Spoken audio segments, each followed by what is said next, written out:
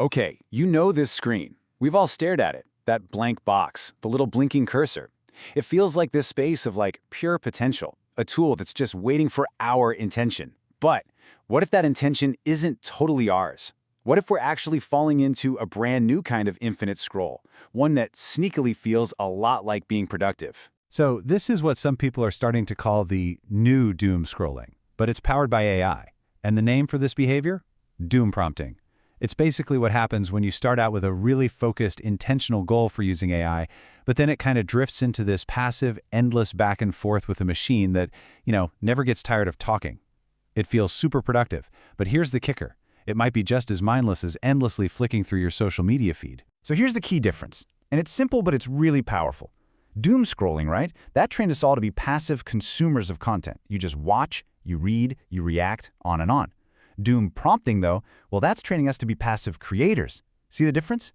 We're still stuck in a loop, but now the loop is prompting us to converse and create without us having to do any of the real, heavy lifting with our brains. And that's exactly why doom prompting is so much trickier to catch yourself doing. Because you're typing, you're prompting, you're iterating. It feels like you're in the driver's seat, right? You're not just watching something, you're doing something. And that sense of participation, well, it makes the illusion of productivity just so convincing. It's a much more sophisticated kind of trap. Okay, so you might be thinking, so what if it feels productive? What's the big deal? Well, here's the thing. That feeling, it can actually be masking a much deeper problem. It's like a psychological trap that's kind of built right into the design of these amazing tools. And that leads us straight into what's called the productivity trap. It's that gap, right? The one between feeling like you're getting stuff done and, actually getting it done. So we really need to dig into the psychology here. What makes doomprompting so tempting and how it tricks our brains into believing that this endless chat with an AI is the same thing as making real progress. The source material we're looking at has this fantastic metaphor for this. It says to think of AI as a new kind of slot machine. You start off with these really thoughtful, well-crafted prompts, but then they get shorter and shorter. And the AI's replies, they get longer and more appealing, and you just keep pulling that lever, not for money, but for another hit of that machine-generated text. So what is that lever that keeps us hooked, pulling over and over? It's not some crazy complex command you have to engineer. Nope. It's usually just one simple word, a single question, that the AI itself serves up to you. There it is. Continue. That's the lever. With just one click, the machine just keeps going. And we stay plugged in, passively, without ever having to stop and think, wait, what was I trying to do again? We're not really driving anymore. At that point, we're just kind of negotiating with a machine that has an infinite supply of suggestions. So this means the whole reward system has gotten an upgrade. With doom scrolling, the little dopamine hit came from likes, from shares, social validation, right? But with doom prompting, the reward is the feeling of productivity. It's that rush you get from thinking you're making progress, even if all you're really doing is cycling through options without making any real intellectual gains. And this brings us to the absolute heart of the deception. We start confusing activity with agency. We think, hey, I'm doing something. I'm typing, I'm editing, I'm prompting, so we must be in control. But in reality, we might just be performing the theater of problem solving. We get all the satisfaction of creating something, but without ever building the cognitive muscle that real creation actually demands. So, what's really at stake here? What's the big deal? Well, when we fall into this trap, we start outsourcing the one thing we probably shouldn't, our thinking. And there's a hidden cost to that. We might literally be giving up the skill of thinking for ourselves.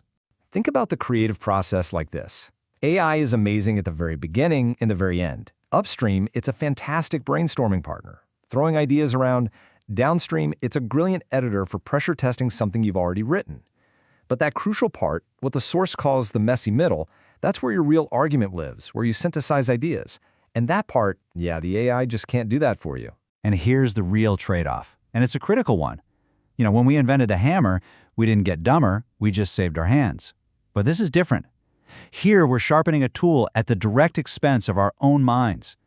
The neural pathways that would have been forged in the struggle of thinking and writing, well, now they belong to the machine. The technologist Paul Graham put this just perfectly.